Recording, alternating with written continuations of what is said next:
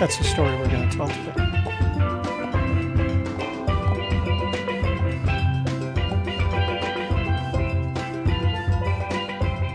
And hello and welcome to World Sand Project. I'm the magical sand princess, life coach to the rich and famous, Shelley Carney. Yay!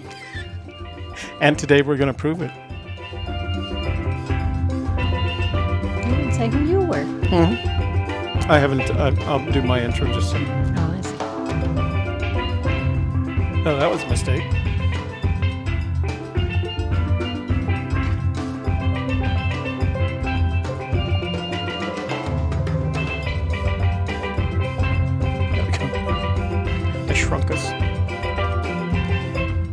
And I'm Toby Younis, your World Sand Project moderator, for lack of a better way to describe me.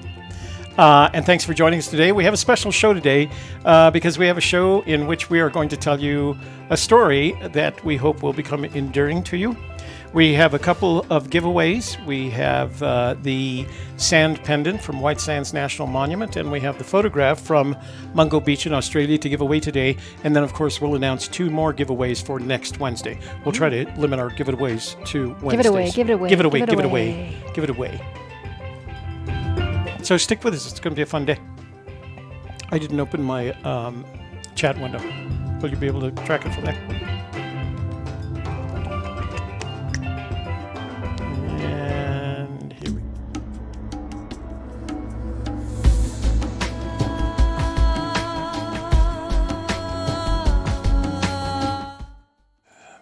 So today's sample is WSP sample 18. And 18A from Arroyo Seco, which is a Spanish phrase for dry creek. We think of it as a dry riverbed. Rio Rancho, New Mexico, collected by the magical sand princess, Shelley Carney. Housekeeping, you want those? But first, make sure that before you leave today, if you like our video, say you like our video. YouTube likes it. I like when you it. like our video, the magical sand princess likes it when you like our video. Share it with your family, your friends, your neighbors, your business associates, and the entirety of your social networks so that we can Grow the channel. And then finally, if you are not already a subscriber, this would be the ideal time to subscribe. Right. Clicking on that subscribe button. Bauga. And then when you get the opportunity, ring that notifications bell, and that way, whenever we start a live stream, you'll be immediately informed and In the know. Because you know what? There is nothing better than being in the know, as we have so well found out. So here's what we're going to do today. We're going to go through the sample itself. I'm going to show you some pictures, and I'm going to tell you a story. And the story relates to this envelope. Story time. And you'll see this envelope again in our video in which we explain how to send us a sample of how to collect and document and send us a sample of sand. And this was the envelope and the sand that was collected that we used for that. So the story relates to what happened after that because we made the video and went about our way and then kind of forgot about the sand sample. So let me use the pictures to tell a story, and I'm going to flip you over to the window shot right now. I want to remind you that you will find links to the photos as well as the maps in this story in the description box below. In addition to that, I was going to add something else. I'll think of it later. To the document, to the description box below. Sand samples, location, a link to something. I'll think of it later. Okay, so this is the story. As you know, we have a video that's included. No, not cooperating here. That's included in our. It was one of the first videos we made where we explained how to collect a sample of sand, how to document the collection, and then how to send it to us so that we got it and could use it in programs. And many people have taken advantage of that. Well, that had to be done locally. We can't, of course, travel to Hawaii and collect a sample of sand. But we... Toby wouldn't spring for a trip to Hawaii. No. But we do have lots of arroyos in and around this area of New Mexico, and that sand is just as good, and in some cases much better than white sands. At least it has character.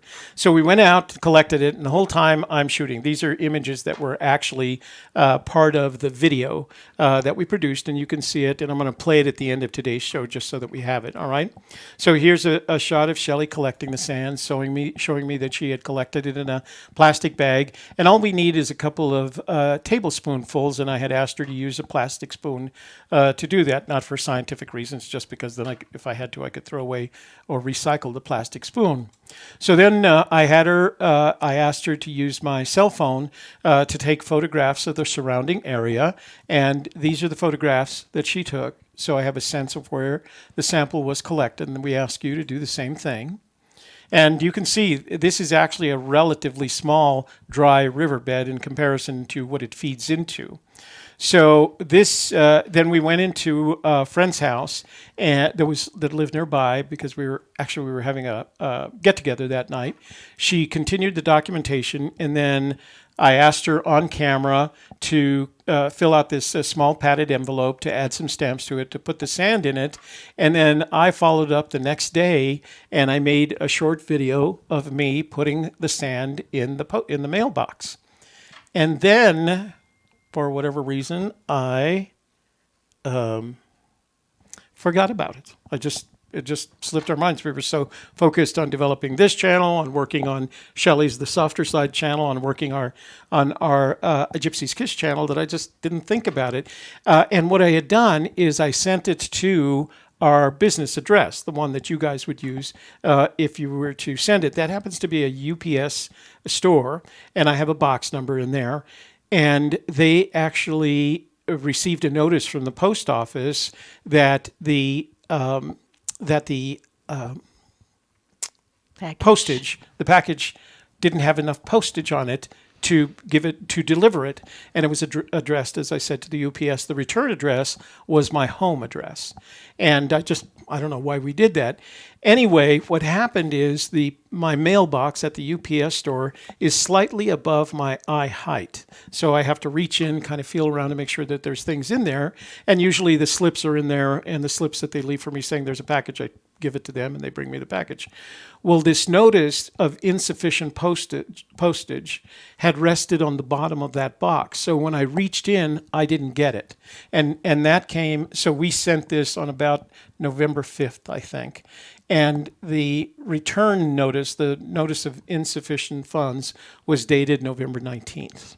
So they couldn't deliver it because there were insufficient postage, the 2 stamps that I put on it, I guess. And I actually wasn't thinking about that. I just did the stamps. It was some stamps that I had, put them on. I had no idea. I hadn't checked beforehand what the postage was going to cost.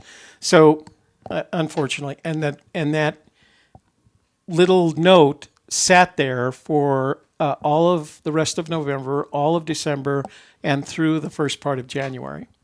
And then when I went to pick up another package, the person that was getting the package says, "You have a notice here from the post office. Do you want it?" And I said, "Oh, absolutely." And that's when I noticed it had been dated November 19th, which was, a little less than 2 months ago. So I went over to the post office in Rio Rancho, and I made a claim for, I handed them the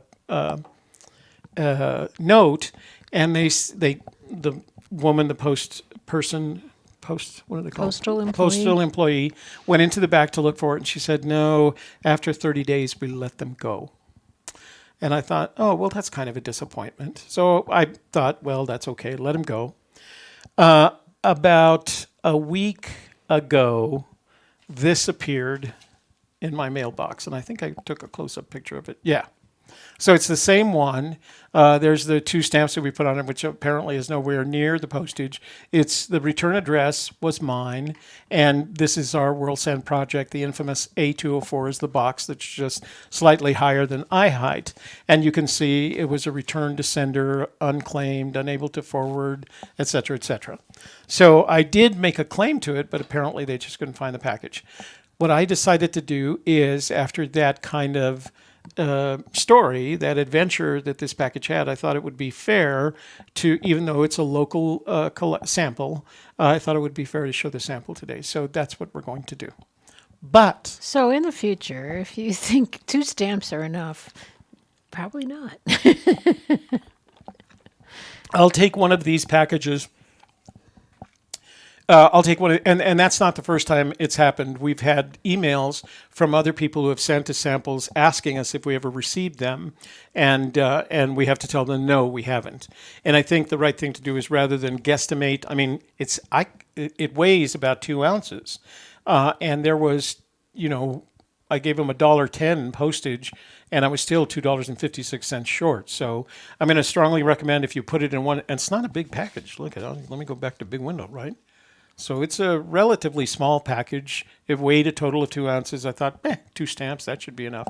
Apparently it wasn't enough. Wasn't even close. Wasn't even close, yeah. So make sure that if you do send us a package, before you do 5 anything with it, go to the post office and have it weighed. What I'm going to do this weekend is I'm going to package another one. I'm going to go to the post office, and I'm going to have it weighed and get the correct postage.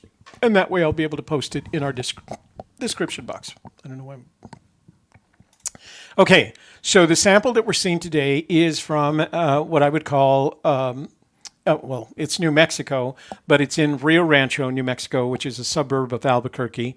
And it's about halfway between my location and Shelley's location, Shelley and Kevin's house. And it's in the middle of this little arroyo. And this arroyo transverses, a neighborhood on the Rio Rancho side of New Mexico 528. But what's really interesting about it is, if you follow this little arroyo, it hooks up with a larger arroyo. That larger arroyo eventually goes to an area right in here where I'm going to get some drone footage this weekend. Maybe I have to go on a weekday, I'm sure. But they're sand mining right in there. They're taking sand out of there. Anyway, They're like reconstructing the arroyo. well, no, the reconstruction occurred up here, and this is an old picture because it doesn't indicate But the this is a reconstruction. lot of dirt and mud right now. Yeah. They're in there working. We're gonna zoom in on that in just a little bit. So it travels this way. It goes into one of the many culverts in around Albuquerque, circles around this way, and ends up in what looks like a sand processing plant before it enters the river. So I think they're just being very cautious before it enters the Rio Grande, so that all that arroyo sand doesn't gum up the Rio Grande any further than it is already at this point. And you can see the Rio Grande at this point is pretty brown. There is no clarity to it at all. There's not much. I guess I see people fishing in it, but I don't know what they're fishing for, because I guarantee you, because of the temperature and the siltiness of the river, it wouldn't tolerate trout. Anyway, so this little sand that we collected today has a history, but even something more important. So we collected the sand from right here, and as you can see, this looks like a large valley across here. In actuality, it's called the Rio Grande Rift. And that Rio Grande Rift is the result of tectonic action that occurred around between 35 million and 40 million years ago. And it's what's referred to as an aborted rift. Had it continued, there is a very good chance that the United States, as we know it today, would have been divided into 2 sections, one consisting of what is referred to by geologists as Larimedia, and the other what is referred to as Appalachia. And it would be 2 different continents divided by water had this rift not been aborted. Now, what's interesting about this rift is that as a result, it heads all the way from Colorado up here down into Mexico. And there are several basins. There's the San Luis Basin, the Espanola Basin, the Albuquerque Basin, and the lower Rio Grande Basin down here. But in addition to that, there was a lot of volcanic activity as a result, because you're basically tearing the earth apart. So things that were underneath the mantle, the crust, are now coming up. And so there's all these zones of volcanic activity that are in the area. The most obvious one called the Jemez lineament, and that's the one that created Jemez crater, the Jemez It's not the crater. It's the I can't remember it now. Anyway, Caldera. Jemez Caldera, which was a massive volcano, and you can see that right in here. But we had our own little sub areas down here in the Albuquerque area, and they are represented by something called the Albuquerque volcanoes. And if you ever look at photos of Petroglyphs National Monument, and I should probably have one of those. I'm going to go look for that right now. Of Petroglyphs National Monument, you'll see the Albuquerque volcanoes. If you look hard enough, you'll find the video we made about it on Gypsy's Kiss. Oh, yeah, on a Gypsy's Kiss. We did a video about it. But you can see the rift right in here. And on one side of the rift is the push-up that occurred, where we have the long line of the Sandia Mountains. And then on the other side of the rift is the basaltic side, where all these volcanoes, and you can see there's just literally a line of volcanoes that follow the rift. There are, in addition, some, see this right here, diatremes, and they look like that. They actually look like tops of mountains, but they're not. They're explosive activity. As the lava came up from below, it met a layer of water, and it formed a series of explosions that just pushed the earth up. And so there are several diatremes in New Mexico as well. New Mexico has a real interesting geologic history, very unusual. So again, I was actually going to take this off, but here's our volcanic field just outside of Albuquerque. And the imagery that you saw is going to come from right about there. So we expected that we were going to get some basaltic grains from this side of the river. I think what I'm going to do next week is I'm going to go collect some sand from the arroyos that come from our east side, the Sandia Mountains, which should have less basalt in it, would be more granitic. And I'm going to see if there's a difference in the sand that we collect on the east side versus the sand we've now collected on the west side. Let me do something real quick. I do want to give you an idea. I'm going to look up petroglyphs because I want you to see what's important about the petroglyphs. Just give me 1 second and then I'll show you the picture.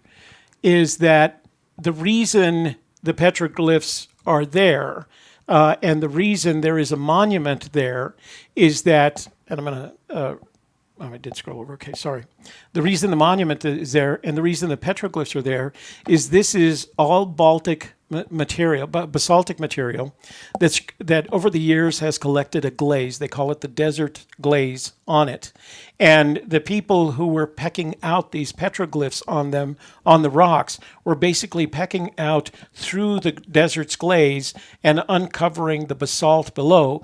But those hills on the west side of Albuquerque are just covered with, literally covered. I'm not going to give you a number because they are covered with lots of basalt. So I was hoping that we would see some of the basalt in this sample today. And indeed, as I sifted it through the sieves. Britt Chaser, I enjoyed our trip there. We took Britt Oh, Chaser that's and right. his family up Yeah. there. When they were here out in the west searching for Fenn's treasure, they came down to Albuquerque, visited, and we took them on a trip there. So I put it through the sieve, and this is what made it through the sand sieve right here on the left. And then this is stuff that made it through the 2 millimeter sieve, but not through the 1 millimeter sieve. So I actually sorted it into two different samples. But as you can see right in there, you already start seeing the dark black material. That's the basalt that comes off the side of a mountain. Tony, are these questions or you're just repeating what Toby says? Yeah, pecking off the patina. That's what it is. It's the desert patina that covers the rocks. So that's what the sample bottle looks like for the smaller of the two samples. And you do see some black in there. It's got a brownish, yellowish tint to it. And part of that's because, as you'll see, some of the quartz has been tinted yellow. But you do see the black specks in there, and I was able to find a couple. I hope I can find them today. I did run it through the magnet test and got quite a collection of rocks. I always, after doing the collection, running the magnet through it, do a soft blow off on them to see if they come off that they're not really magnetic, and that's what stuck. So it pretty much covered that magnet in a couple of layers, indicating that those all those stones have some form of something that's magnetically attracted to them. Magnetically attracted to them. Here's an overview of the sample. Lots of color, but lots of quartz. What you're going to notice about the quartz is it hasn't been smoothed out yet. And the reason is it's only gotten as far as the Arroyo. And getting as far as the Arroyo is the result of weathering, of erosion, and mass wasting, which is the effect of gravity. So it hasn't had a lot of time to process itself. And I wanted to show you another map. I think I missed it already. Let me go back for a second. I wanted to point out, and I thought I had made a map that did this. I guess I didn't. Oh, I did, right here. So this is where we collected the sand, and if you follow it, the Rio Grande goes down there through the Rio Grande drift into Mexico, through around there, and then it becomes the border. The Rio Grande becomes the border between Texas and Mexico. Now, there is a small connection up here between Texas and New Mexico at El Paso, but it continues through the becoming the border of Mexico and Texas, and then it dumps into the Gulf of Mexico. So the sand that we're looking at today, some of it will make it all the way from that little arroyo there near our house in Rio Rancho, down the Rio Grande, into the Gulf of Mexico, and then it will be processed like any other sand. Now, as we've mentioned in the past, I've told you that it is more likely that the quartz is going to survive that journey because quartz is harder than most of these other rocks. The basaltic rocks like these right here, the black ones, and the conglomerate rocks like here, they won't make that journey. They'll break up before that. The quartz will make, because of its, it's heavier, it will make the journey. And you can see some of them have started the smoothing out, the larger ones like this one right here, they've started smoothing out, but there's others that are very rough edge. And the reason is they just haven't been processed enough. But some of these quartz crystal can go back tens of thousands, even hundreds of thousands, even millions of years as they are refined through this process, go down this arroyo. And you have to remember that arroyo is not constantly moving. It only moves as a result of occasionally wind and the rain. So when we get a rain, the rain washes it down into much larger arroyos, into the culverts, and into the Rio Grande. And it has to survive that. It has to survive that trip in order to make it all the way down to the Gulf of Mexico. That's why it takes a long time. This is another view of the sand. I thought this was interesting because it not only had the crystalline quartz, and again, you can see it's, I'll call it pretty rough around the edges here. It hasn't had the refinements that would come with time and being washed by water and wind down into the Rio Grande. These are the larger stones. They are sand size. They are smaller than 2 millimeters, but they're a little bit larger. And what I found there was more of the feldspar like stones. Occasionally you'll see basalt, but mostly feldspars.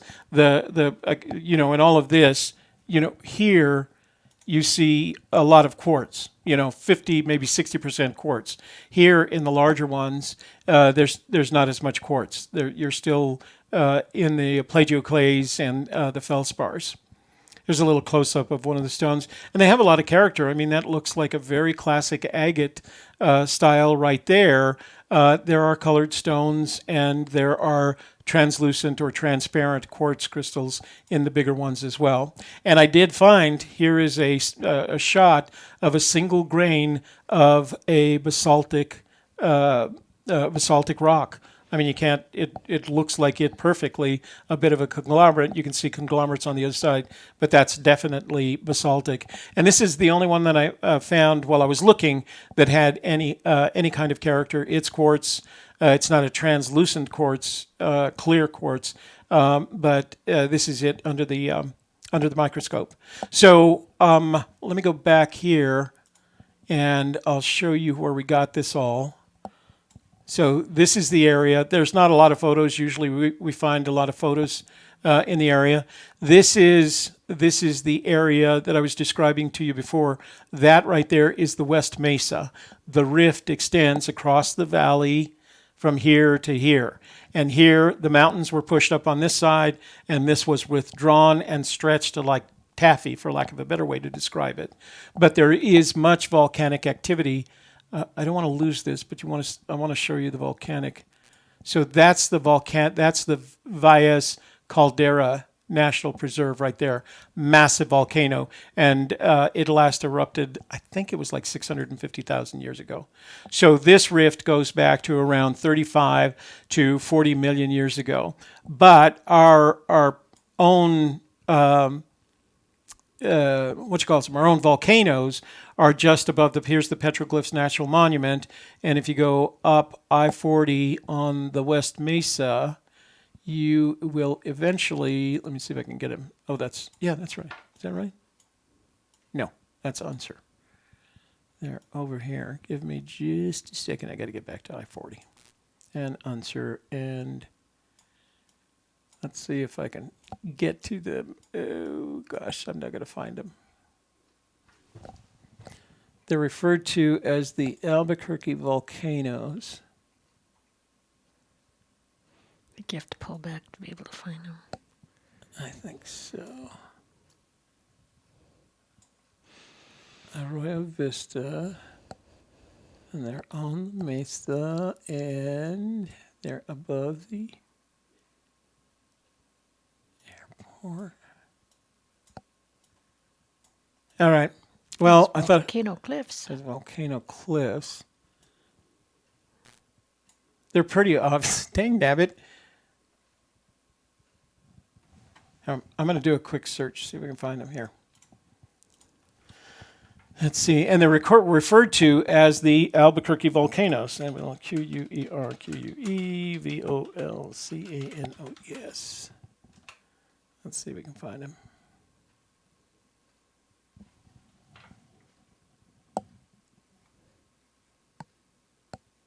It says the volcanoes right there. No, I think that's there they are. Okay. So there they are. There's, I think people count 5 of them because the smaller one doesn't have. There's a couple that don't have a name. This one, these all have names. And when you look at them from the side, I have several pictures of this. This is actually from the parking area, and that's one of the larger of the 5. And they're referred to as the Albuquerque volcanoes, and that's where all that basalt comes from that ended up on the side of the rift that is used to make the petroglyphs. It's just Petroglyphs National Monument is the name.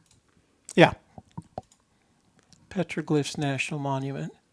So geologically speaking, at petroglyphs, if you take any time at all, do yourself the favor of visiting the so there's just no pictures in this area, unfortunately. That's it. That doesn't show the Arroyo. I don't know what you're doing on Sarah. I'm trying to get back here. Okay. Anyway, let's see if we can find our little. There we go. So anyway, because there is so much geologic history here, some of that geologic history washes up into the Arroyo and then down into the Rio Grande, all the way through New Mexico and the border of Texas and Mexico and into the Gulf of Mexico. A baseball diamond. You know what? I wondered what that was. It looked like somebody like, is that guy doing something underground? What's going on? Just a triangle, though. And literally, it goes through one of the neighborhoods in Rio Rancho that still has dirt roads. They're bigger properties, but they still have dirt roads, and you have to go drive on the dirt road and then wait for the intersection here. And our little Arroyo, and I say little, eventually joins this larger one, which again heads north. So let's look at them under the microscope. And why is that a picture of you? that's because I'm going to play our sand video at the end. Oh, I didn't open the app. Did I not open the app? I guess I didn't. Excuse me. Okay. let's open up the app, and I'm going to move it over into the big window. And I'm going to turn on.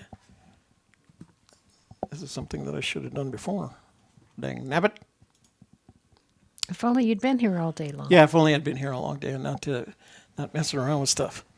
So this is the stereo microscope, and forgive me while I slide over here and turn around. Stereo microscope, that's not a, I'm going to zoom out so you can see. It's pretty colorful. Yeah, it is very colorful, and I think it gets a little bit of that orange and yellow color from it. And of course, when you're standing in that Arroyo, it does look, like a yellow, brown, deserty sand color. Well, it comes to that. But again, what you see, you still see a lot of granite in it. What I noticed is, and I'm going to zoom in now on the stereo microscope. Now, this is what makes Tony kind of seasick, so I'm going to try to slow down here for him. What I did notice, and I'm actually going to move the Petri dish here to give you a sense, when I kind of tapped it to kind of spread it out over the bottom of the Petri dish, it had a natural tendency to separate, and I'm going to see if I can show you how it separated. It's separated from the very large grains of sand into much smaller grains, but then what happened to the smaller grains is they collected the basalt. Those two darker colored grains are the basalt that we found. So it just has some really interesting behaviors. And I think some of this would actually, as you look at it, you can't, unfortunately, as usual, you can't see it. But I think this would not, I think this would actually be, in this case, smaller than sand. It would go to the next level, which if I remember correctly is clay. But it separated as I was just tapping it in order to level it out in the Petri dish. So let's go back to the larger, and those are the largest pieces. You can see the distinction between the two. Very colorful, lots of color in this particular sample, from blues to bright reds to some of the quartz crystals like the one at the bottom of the screen that were conglomerates, that had inclusions of other minerals in them. But it's a very colorful sample, and I hate to say this because I feel like I'm picking on white sands. Very different from the experience that I had last week with white sands and where I expected it. But you can see the quartz crystals are still pretty rough around the edges. And again, that's because they're the hardest, short of if there were either sapphires or diamonds in here, which are likely very not. The quartz crystals of all the material you see in here are going to be the hardest, and so they're going to take the longest to break down, and that's why they can survive making it all the way out to the sea. I'm going to move over just even further where some of the heavier and therefore larger products are material, and give you a sense of what they look like. And there's a lot of these very translucent quartz crystals. And what I'll do is tonight after all our shows are over, I'll make some additional pictures like these and put them into the photo collection that you've already seen. I guess the more colors you have, the more it looks like brown or black. Yeah, exactly. I think that's what it takes, unless the green, unless like where we saw in that one Hawaiian sample, it's actually olivine, which is quartz, but it's green quartz. And then it takes on the color of the green sand. What was interesting, we had that one sample from, was it Schaefer Beach, the one that had the red and purple sand, red, pink, and purple in California? Mm-hmm. You looked closely at that, and there were some reddish samples, but it was the combination of red and pink and purple that gave it that red color. So it's the same here, but it's an interesting specimen. And the picture that I made for giveaway today is a photo from. They can't see. They can't see it. I'll show it to you later Tiny. when we get bigger. So let me put the second sample under the stereo microscope for you, and that's the sample that was sifted out from the 1 millimeter screen. And I actually have to, in order so you can see anything, I'm going to have to zoom out. Hang on there, don't get seasick, because these are pretty large, and you can see there these just barely qualify as sand grains, and there's a lot of conglomerates in there that are going to be broken up, and eventually there's going to be pieces in each one of those that will be, broken down and become their own grains of sand. The quartz tend to stay together. They don't crack and break up and separate as some of these will eventually. But they're very different. And again, these made it through the 2 millimeter sieve, so they're technically still grains of sand and very good looking. Now, I didn't have as much success with the polarizing microscope, and I'm not sure why that is. They're just, the polarizing microscope expects that it's going to get some reflectivity back. So let me switch over to the polarizing microscope. So Ellen K says, I received the beautiful frame photo yesterday. I'm hanging it today. Thanks again. Oh, good. Good. So let's make sure the polarizing microscope is on. And I'm just going to do the 5x on this because, let me switch over here. And I never know what colors we're going to see on the polarizing microscope. It's always a surprise because, let's see what we got here. So it tends to bring out the colors. That's the first thing you notice. But there, as you see, a lot of conglomerates. And the quartz crystals didn't offer as much reflectivity as some of the other quartz crystals that we've seen in other samples. For example, a sample like this, if we ever seen a quartz crystal sample like this, we tend to get a lot of other color out of it. But at 5x, it's still a good-looking sample. It's very photogenic just because of the amount of color and the dynamics in it. And I started wondering, I got to tell you, so as you know, where there's a lot of volcanic activity, some gemstones and gold would have pushed up, but I found several of these pieces right here, and I can't tell, I'm not wise enough, and I tried playing with it in the polarizing microscope. So it's definitely not translucent, right? And it's definitely not reflective in the quartz sense. It's got a kind of dull yellow color to it. So I have concluded that is one sand grain made from gold. And I wanted to take a picture of it because I'll never find it again. I found it once this morning, so just give me a second here. And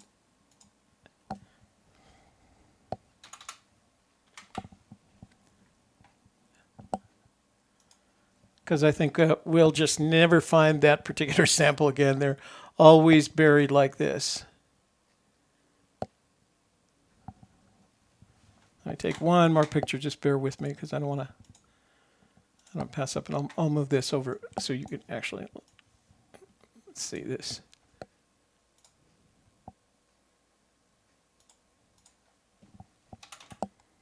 And I try to document these in terms of the samples so that when I add them to the collection, I have a folder on a hard drive where all these photos, all these maps are saved. But I try to save as many of these in the collection that you see online. Nice little sample, though. A little bit of color in some of the quartz, but not like other samples that we've seen. But when you get a clear, very transparent piece of quartz like this, it is just beautiful. I mean, it's just beautiful. Now, I will tell you that when I tried to put the larger of the two samples, what I call 18, and this one is 18, it was just they made it through 2 millimeters, but not 1 millimeter. It was just too hard to look at them under the magnification of the polarizing microscope is just too great, and the depth of field falls down to nothing, basically. but occasionally you'll get a nice quartz crystal. But again, I keep saying, but again, you'll see that this quartz crystal is very unprocessed, unrefined. It's still got a lot of the rough edges that it would have had coming out of the mountains as a result of mass wasting or erosion or weathering. But as it travels through the Arroyo, which could take years, by the way, it would take a rain to carry it down a little bit further and get it all the way down to the Rio Grande.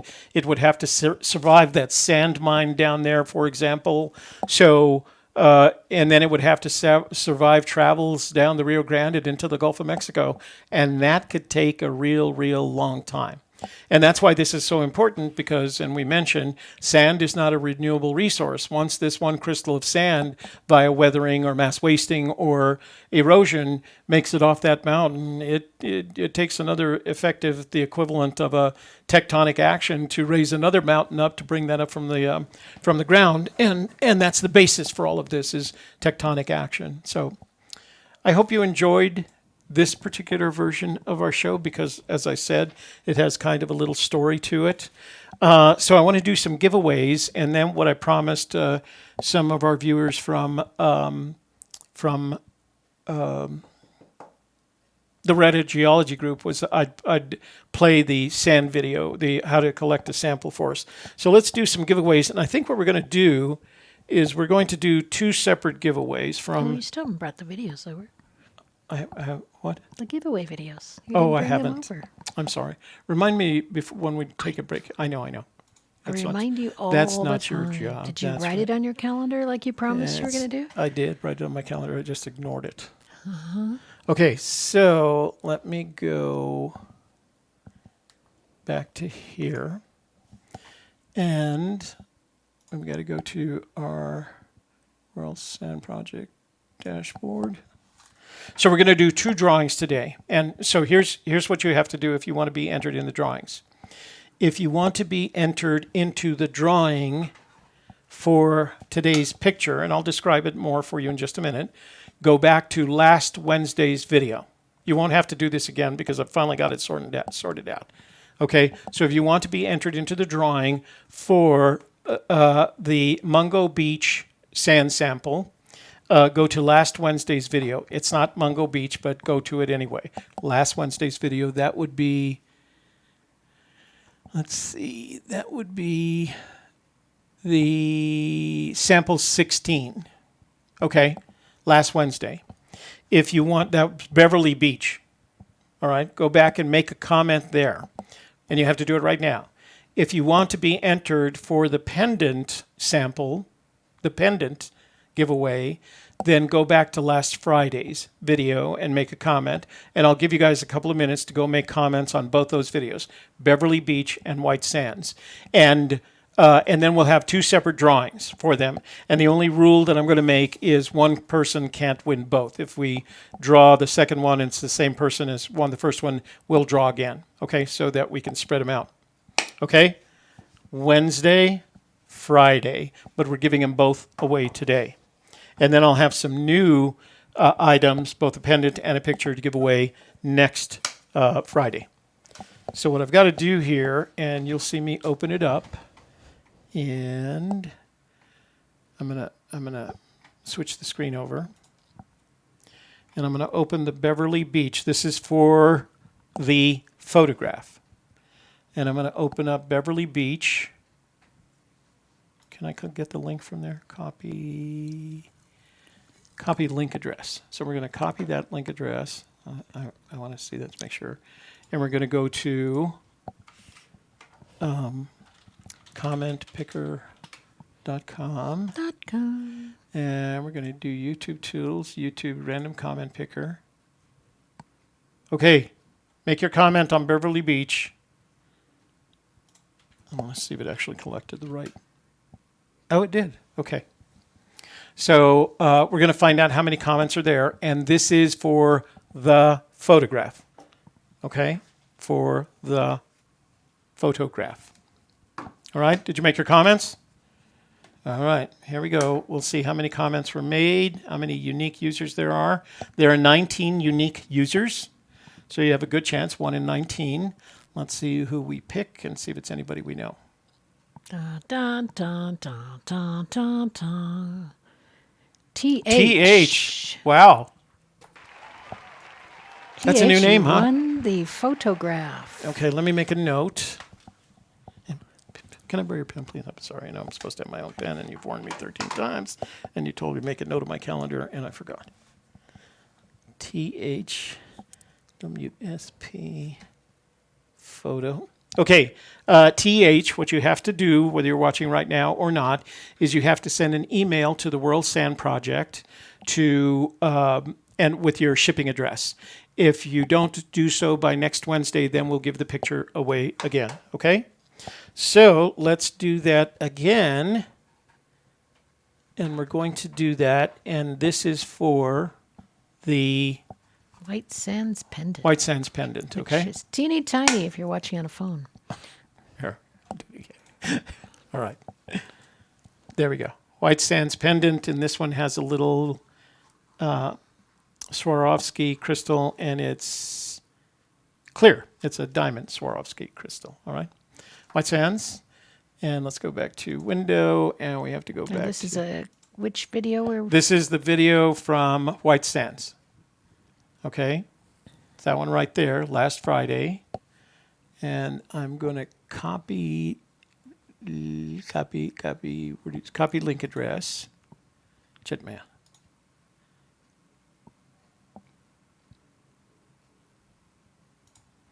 We're going to copy link address. We're going to go back to YouTube random picker. We're going to paste that link address in here. Paste there. All right, and remember, TH, if your name comes up again, I'm going to redraw, okay? I want somebody else to win second prize. So let's see how many comments we have there. 14 comments, fewer comments on the pendant. Let's pick a winner. And it's Corey. What? You know what? I said that you couldn't win today, but I didn't say you couldn't win again. So, Corey, we'll make a new rule for next week that if you've already won a prize within the last year. So, Corey, you win the pennant, and you are a second winner. So thank you for being a faithful viewer and a faithful commenter. So he says, roll it. Corey Jacobs. Roll it? What does roll it mean? Do you want us to did he give wants it to to do it someone again? else? I don't know. Do you want it, Corey, or do you want us to pick again?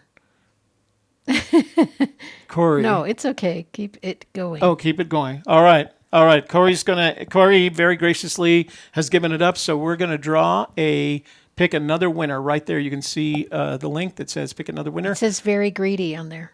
Very greedy. That's what it says. Well, that's his comment. That's the comment that he made. Apparently it works. Okay. So let's pick another. Pick again. Okay. Pick again. Let's see. Boop. Lorraine S. Okay, Lorraine S. All right.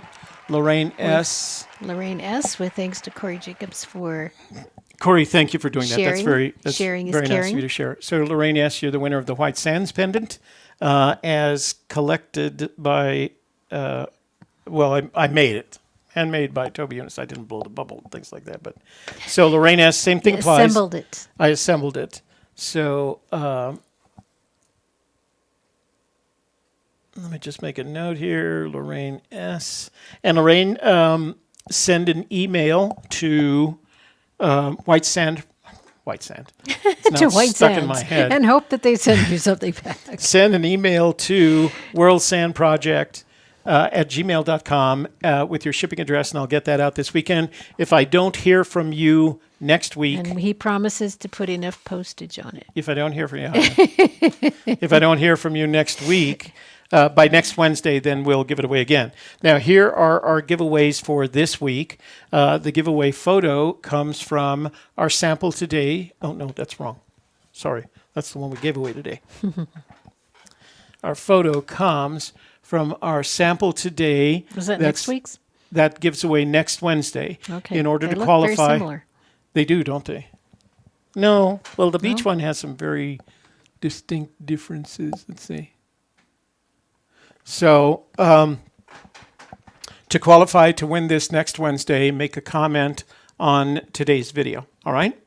And then we're also going to give away a sand pendant from the Rio Rancho Arroyo. Oh, interesting. So we have a second sand pendant to give away, and to win that, we'll have 2 drawings next Wednesday, one for the photograph and one for the sand pendant. And this is the Rio Rancho sand pendant on the Rio Grande Rift. That's what's important about it. I got to get going here, don't I? Mm-hmm. All right. And I was going to say something about this. I can't remember. Okay, we're going to get out of here, and I promised the guys in the geology Reddit that I would play our how to collect sand video. So if you've already seen this video, thanks for watching, and we will see you guys next week or maybe tonight on either Shelley's The Softer Side At 4 o'clock. at 4 o'clock or A Gypsy's Kiss at 7 o'clock, okay? So flip over here, and this is our goodbye, okay, because we're just going to play this at the end.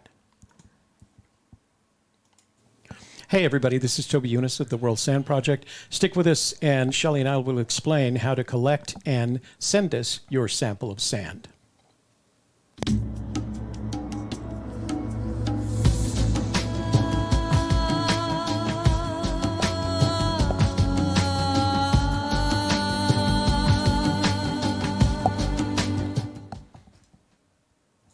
So, and I've been promising this for a while, and I wanted to get it up before I left on my vacation. Make sure that before you leave today, you like our video.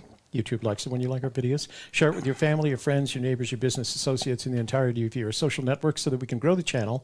And then if you're not already a subscriber, this would be the ideal time to subscribe. Click on that notifications bell so that when we launch a live stream or schedule a live stream, you'll be immediately informed and in the know. So in the following video, which is under 3 minutes, 2.5, 3 minutes, I explained using Shelley's help what we'd like you to do to collect a sample of sand and to mail it to us. The important thing to remember is that we would like you to take some photographs of the area in which you collected the sample, and I'll explain what to do with those photographs right after the video, okay? So let's go ahead and play it. You'll need a small plastic bag, preferably a clean one, and a spoon to collect your sample. Scrape off the top layer of sand and collect a couple of spoonfuls.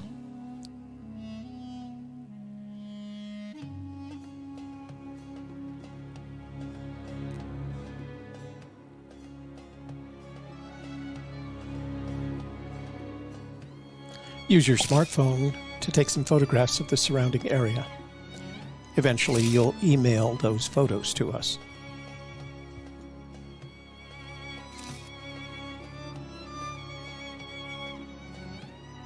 When you return home, seal the bag very well and use a marker to write your name and the location from which you collected the sample on the plastic bag.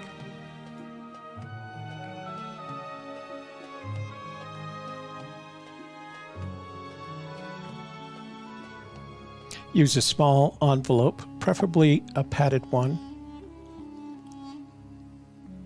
and write our address on the outside of the envelope.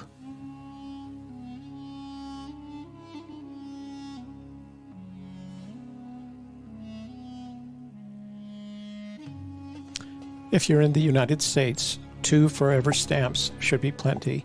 If you're outside the United States, check with your post office to see how much postage you'll require to send the package to us. Correction, check with your post office, heck or high water.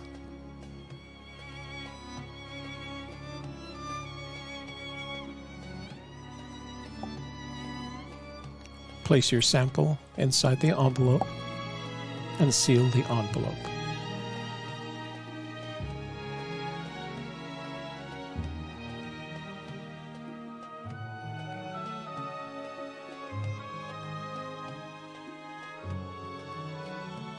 Lastly, find a mailbox and put your package in the mail to us.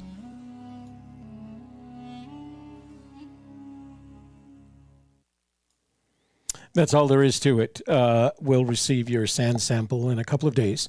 Now, about those photographs, the reason we're asking you to take them with your smartphone is so that the metadata about your GPS location is collected. What we'd like you to do as soon as you've completed making those pictures is directly from your smartphone, send them to the worldsandproject at gmail.com. I started to say the World Sand Project, but it's not the world.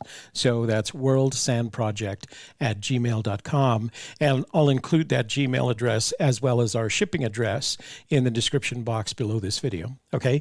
If you have any questions, please ask them in the comments box below, and I will answer them as quickly as possible. Once we receive your sand project, we'll catalog it, put it in the database, put the photos in our photo database, and then in an upcoming show, we'll reveal your sand under the microscope and talk about it. And if you're interested, also send us your phone number, and we'll call you during that live stream and talk about the beach or the river or wherever you collected your particular sample from. Okay? Again, thanks for participating. We really appreciate the effort that you're putting into this to make this a successful project, and we look forward to hearing from all of you soon. All right? Thank you. Have a good day.